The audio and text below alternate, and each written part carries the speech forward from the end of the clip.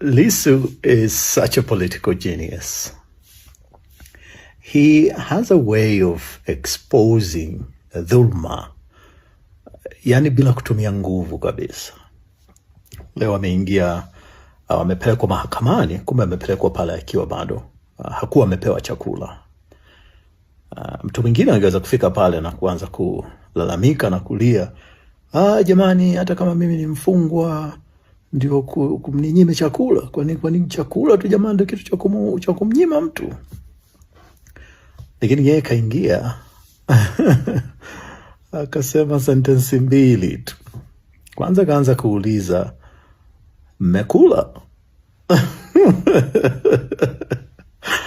Alafu baadaye akasema mimi sijala, mwenyekiti hajala chakula. Kwa sentensi chache tu hizo, Lissu aliamsha hasira na uchungu wa hali ya juu sana mahakamani. Watu wamelia, watu wamefoka, watu wamepiga kelele. Nimeona paka kuna mama mmoja amezimia pale, sijui kwa nini, lakini katika heka hizo alikuwepo pia pale.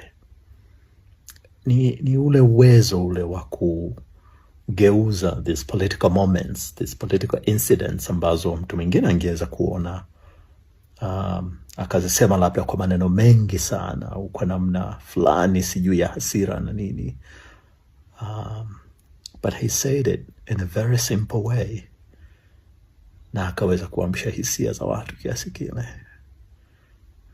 Sijui ni nani au wangapi ambao wana uwezo kama huo, but to me, such a political genius.